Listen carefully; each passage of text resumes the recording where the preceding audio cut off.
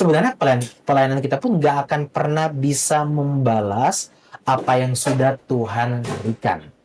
Jadi pisahkan motivasi untuk mendapat berkat dengan melayani Tuhan. Masalahnya, konsep berkat kita yang keliru. Kita mau berkat itu, apa yang kita mau itu harus terpenuhi. Dan kalau nggak dapat itu, kita merasa nggak diberkati. Padahal, bernafas saja adalah bentuk dari berkat dari Tuhan. Bahkan disertai Tuhan adalah berkat yang tak terhingga yang Tuhan berikan buat kita. Ikan itu habitatnya apa? Air. Kalau ikan kita taruh di darat, lama-kelamaan ikan itu apa? Akan mati. Ya burung, dia biasanya di udara, di langit. Kita taruh dalam air, kelamaan dalam air, mati. Kenapa? Itu bukan habitatnya.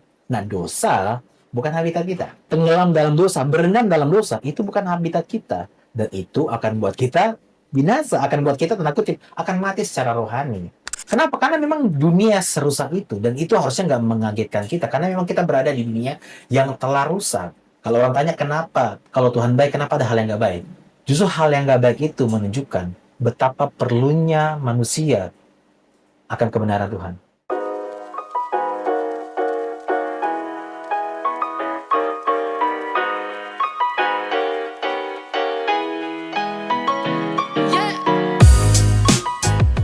Shalom semuanya, kembali lagi di podcast. Hari ini hostnya saya usir semuanya ya. Jangan ada, saya jadi host hari ini. Tentu enggak ya, hari ini masih dalam program Sunday School. Dan kita masih dalam segmen Pendeta Menjawab. Dan hari ini saya telah diberikan beberapa pertanyaan dan nanti aku akan jawab dari beberapa pertanyaan dari teman-teman semua. Dan semoga ini bisa membantu redirection teman-teman semua supaya kembali lagi bisa terarah kepada Tuhan. Oke? Kita kocok dulu. Siap. Ada 13 kertas. Enggak ya. Ada beberapa kertas saja dan aku coba buka dari kertas yang pertama dulu. Waduh, bahasa Thailand nih. Kebalik ternyata. Gue pikir bahasa Thailand ya. Pertanyaannya begini. Lebih beriman mana? Tetap percaya tanpa bukti atau berani mempertanyakan semuanya demi mencari kebenaran? Kalau ditanya dari dua pilihan ini, tetap percaya tanpa bukti atau berani mempertanyakan semuanya demi mencari kebenaran, aku akan menjawab yang kedua, yaitu berani mempertanyakan semuanya demi mencari kebenaran. Karena semua yang kita imani itu bisa dipertanyakan dan punya jawabannya. Jadi nggak usah takut untuk mempertanyakan segala sesuatu tentang keimanan kita. Apalagi sebagai orang percaya, semua yang kita pertanyakan tentang iman kita selalu punya jawabannya. Jadi nggak usah takut. Ya, jadi iman itu kalau aku sering bilang gini, iman itu bukan angan. Angan itu meniadakan kenyataan. Kalau iman itu tahu tentang kenyataannya seperti apa, dan kita mempertanyakan semuanya sampai pada akhirnya kita menemukan kebenarannya. Dan waktu kita punya pengetahuan yang benar dari kebenaran yang sudah kita temukan itu, kita akan semakin kuat dalam pondasi iman kita. Itu ya, mantap. Kertas pertama. Oke, ini mau dimakan atau gimana? Nggak usah. Aku pikir boleh dimakan ya. Oke, pertanyaan yang kedua. Banyak orang berpelayanan untuk mendapat berkat. Padahal ada statement, sebelum lo minta berkat, Tuhan udah berkatin lo duluan. Lantas, makna pelayanan yang dimaksud ini apa? Nah, sebenarnya kalau kita bicara tentang konteks pelayanan dengan konteks mendapat berkat, itu jelas dasarnya dan motivasinya udah salah besar. Karena kita itu melayani Tuhan adalah sebuah kehormatan pertama. Kita melayani Tuhan bentuk kita merasa terhormat. Karena Tuhan kok mau libatkan kita, mau sertakan kita dalam pelayanan. Ya pelayanannya Tuhan tentunya. Dan juga kita harus melihat bahwa ternyata pelayanan ini berbicara tentang ekspresi cinta kita kepada Tuhan. Bahkan kalau kita bisa lihat dari konteks kita melayani untuk membalas kebaikan Tuhan, sebenarnya pelayanan kita pun nggak akan pernah bisa membalas apa yang sudah Tuhan berikan. Jadi pisahkan motivasi untuk mendapat berkat dengan melayani Tuhan. Melayani Tuhan murni, karena Tuhan sangat mengasihi kita, bahkan Tuhan mempercayakan kita yang terbatas ini untuk bisa melibatkan pribadinya yang tak terbatas dalam agendanya untuk kemuliaan nama Tuhan. Dan untuk bicara tentang konteks mendapatkan berkat, betul seperti yang ada yang tadi kamu bilang, bahwa Tuhan memberkati kita sebenarnya. Bahkan berkat dari surga semua sudah diberikan. Masalahnya, konsep berkat kita yang keliru. Kita mau berkat itu, apa yang kita mau itu harus terpenuhi.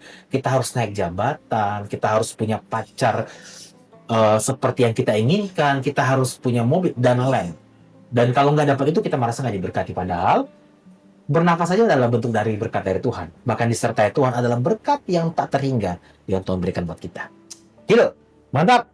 Kita masuk ke pertanyaan yang ketiga. Siapa nama ketua RT-nya Kariko? Waduh, kacau. Bukan ya. Pertanyaan begini, Kak, di tongkrongan aku suka banget berkata kasar, tapi teman-teman aku santai aja, karena kami begitu semua. Tuhan marah nggak ya? Di segmen sebelumnya kita udah bahas ini, nanti teman-teman cek aja, nonton lagi, karena kita sudah bahas ini. Jadi, semoga teman-teman mau menyediakan waktunya untuk nonton lagi dan untuk menjawab pertanyaan ini ya. Oke, next. Pertanyaan keempat. Apa yang Tuhan rasain ketika kita lagi berbuat dosa? Misalnya nonton porno untuk masturbasi atau head comment pakai akun palsu. Waduh, ya. Apa yang Tuhan rasakan jelas Tuhan sedih. Firman Tuhan juga katakan Roh Kudus itu juga sedih ketika kita berbuat dosa. Tuhan itu sedih tentu ketika kita melakukan hal di luar kehendak-Nya. Tapi kesedihan Tuhan terus, kesedihan yang Tuhan rasakan juga ketika kita melakukan dosa juga, tetap Dia akan berikan kasih-Nya kepada setiap kita. Bukan untuk menghakimi tentunya, tapi Dia sedih karena nature-nya kita harusnya berpindah. Dosa itu bukan lagi jadi habit-nya kita. Habitat kita sudah berubah. Jadi ketika kita diselamatkan oleh Tuhan Yesus, kita menjadi anak-anaknya Tuhan, habitat kita berubah. Contoh, misalnya ikan itu habitatnya apa? Air. Kalau ikan kita taruh di darat, lama-kelamaan ikan itu apa? Akan mati. Ya burung, dia biasanya di udara, di langit. Kita taruh dalam air, kelamaan dalam air, mati. Kenapa? Itu bukan habitatnya. Nah, dosa bukan habitat kita. Tenggelam dalam dosa, berendam dalam dosa, itu bukan habitat kita. Dan itu akan buat kita binasa, akan buat kita tanda kutip, akan mati secara rohani. Itu kenapa Tuhan sedih. Kenapa Tuhan sedih? Kan Tuhan nggak mau kita binasa. Tuhan nggak mau kita berendam di yang bukan habitat kita. Habitat kita sekarang apa? Hadirat Tuhan. Habitat kita adalah pribadinya Tuhan. Tenggelam dalam kasih-Nya, hidup bersama dengan Dia. Itulah habitat Tuhan. Habitat kita. Oke? Next. 2 pertanyaan terakhir. Ini lagi pertanyaannya adalah, masturbasi dosa nggak, Kak? Masturbasi dosa atau enggak? Dosa. Karena kita telah menginginkan orang lain. Nah, kita katakan hal-hal yang kita lakukan mengingini orang lain itu adalah dosa. Tetapi kalau aku sebenarnya bukan cuma tentang dosanya. Kita tahu masturbasi dosa, kita tahu berzina dosa. Kita tahu nonton pornografi itu, nonton porno itu dosa. Kita tahu semuanya. Tapi kenapa kita masih melakukannya? Ternyata akarnya adalah berhala tadi. Ketika kita masturbasi, kita merasa nyaman. Ketika kita nonton porno, kita merasa nyaman. Ketika kita berzina, kita melakukan hubungan seksual, kita merasa kita diterima. That's the problem. Akar dari segala dosa-dosa itu adalah berhala. Berhala kenyamanan kita, berhala kontrol kita, berhala penerimaan kita. Itu kenapa yang perlu kita lakukan adalah mencabut berhala ini. Kalau kita selama ini merasa nyaman karena masturbasi, kita harus bertobat. Bertobatnya ke arah mana? Pandang salib dan coba renungkan hal ini. Apakah Tuhan beneran cukup buat kita? Dan Tuhan telah menjadi sumber kenyamanan buat kita. Kalau belum, bertobat, lihat ke arah sana. Karena itu akan membantu kita untuk lepas dari segala dosa kenyamanan yang akarnya adalah akar berhalanya adalah kenyamanan, dan kita bisa benar-benar dimerdekakan. Lihat salib, pandang salib, jadikan Tuhan itu cukup untuk kita. Oke, aman. Dan terakhir, Pertanyaan terakhir dari teman-teman semua, apakah mungkin rencana Tuhan tetap bermakna bagi seseorang yang tidak pernah melihat hasil dari hidupnya sendiri? Aku ulangi lagi ya pertanyaannya. Apakah mungkin rencana Tuhan tetap bermakna bagi seseorang yang tidak pernah melihat hasil dari hidupnya sendiri? Kalau ditanya apakah mungkin, jawabannya mungkin. Kapan dia akan melihat? Tergantung Tuhan mau menyatakannya bagaimana. Dan terkadang tergantungnya Tuhan itu bergantung juga bagaimana hati kita mau terus diubah nggak oleh Tuhan. Alkitab katakan ini dalam konteks mengampuni. 1 Yohanes 2 ayat 9-11 dikatakan begini. Barang siapa yang berkata bahwa dia dalam terang tetapi masih membenci saudaranya, sesungguhnya dia masih hidup dalam kegelapan. Dan kegelapan itu membutakan matanya. Artinya, kalau ada kepahitan, kekecewaan dalam hati kita yang mendominasi hidup kita terus-menerus, kita akhirnya seperti kayak kehilangan arah. Mata kita dibutakan, hati kita itu kayak terasa gelap, sehingga kita nggak bisa melihat ketidakbaikan yang kita lagi alami, ternyata ada maksud baik dari Tuhan. Ya, saran aku, terus datang apa adanya sama Tuhan. Bawa kepada Tuhan semua yang kita lagi rasakan, jujur sama Tuhan, apa yang kita lagi rasakan, bahkan bilang, Tuhan, aku belum melihat rencananya Tuhan. Tetapi aku percaya, Tuhan pasti punya rencana yang baik atas kehidupan aku.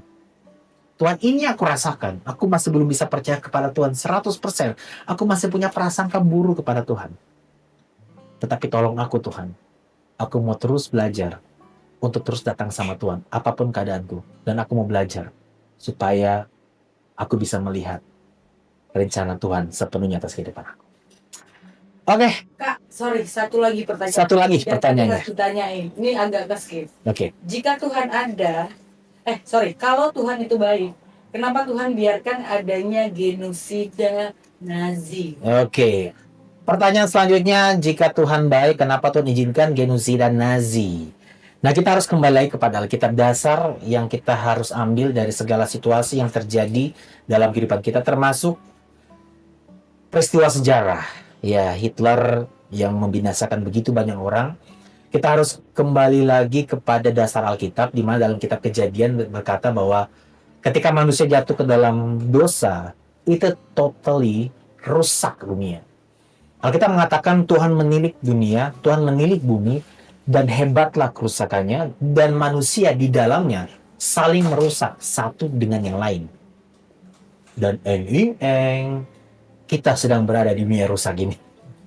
Nah, kalau kita sadar bahwa dunia ini telah rusak karena dosa, kejahatan seperti itu nggak mengagetkan buat kita. Kenapa? Karena memang dunia serusak itu. Itu kenapa Tuhan panggil kita untuk jadi garam dan terang dunia. Kenapa? Karena dunia ini telah gelap banget karena dosa. Kejadian sejarah itu membuat kita semakin sadar bahwa separah itu orang yang hidup tanpa Tuhan. Makanya kalau orang sering bilang, Kak, kenapa sih kalau Tuhan baik, kenapa ada kejahatan? Gak usah peristiwa Nazi itu. Ya, kita lihat aja di dunia ini. Hanya karena sesuap Nazi, orang bisa berbuat jahat loh. Mereka bisa mencuri, mereka bisa membunuh karena sesuap Nazi. Kenapa? Karena memang dunia serusak itu. Dan itu harusnya nggak mengagetkan kita. Karena memang kita berada di dunia yang telah rusak. Kalau orang tanya kenapa, kalau Tuhan baik, kenapa ada hal yang nggak baik? Justru hal yang nggak baik itu menunjukkan betapa perlunya manusia akan kebenaran Tuhan. Betapa kita semua membutuhkan untuk terhubung dengan Tuhan. Kejadian yang mereka lakukan di masa lalu itu harusnya mengingatkan kita pun punya potensi seperti itu. Kalau kita lihat di Alkitab, Petrus menyangkal Yesus bersama dengan Yesus tuh 3,5 tahun loh. Toh dia menyangkal juga. Yudas menjual Yesus. Kita pun sebenarnya punya potensi ke arah sana. Atau jangan-jangan kita sedang di situ. Itu menunjukkan bagaimana kita harusnya terus bergantung penuh kepada Tuhan. Kejahatan yang ada di dunia ini menunjukkan bahwa manusia butuh Tuhan. Manusia butuh Injil. Dan bukan hanya tahu secara intelektual, tahu secara emosional, yakin secara emosional, tapi harus terjadi penyandaran penuh kepada Tuhan. Dan tugas kita saat ini adalah berfungsilah sebagai garam terang dunia. Kegelapan yang terjadi, kejahatan yang terjadi di masa lalu, bahkan saat ini menunjukkan kita butuh Tuhan. dan kita terus berperan sebagai anak-anak Tuhan. Menjadi apa? Berfungsi sebagai apa? Garam. Memberi rasa yang berbeda. Terang. Memberi arah yang berbeda. Menunjuk jalan yang benar. Itulah fungsi kita. Oke? Aman? Mantap. Semoga jawaban-jawaban ini membantu teman-teman semua. Ketika teman-teman, aku sering bilang gini, ketika teman-teman lagi kehilangan arah, lagi bingung harus jalan apa, jalan kemana, ingat Yesus adalah jalan. Ketika teman-teman lagi merasa hidup ini gelap, ingat Yesus adalah terang. Jadi datang kepada Tuhan apa adanya, dan jujur apa yang kalian lagi rasakan kepada Tuhan. Cari komunitas juga, cari keluarga Tuhan yang bisa membantu kalian bisa bertumbuh ke arah Tuhan bersama-sama. Oke, sekian dari aku. Senang sekali bisa berbagi jawaban dari apa yang aku pahami saat ini. Dan semoga teman-teman terus bertumbuh dalam Tuhan. Oke, God bless you, Tuhan memberkati.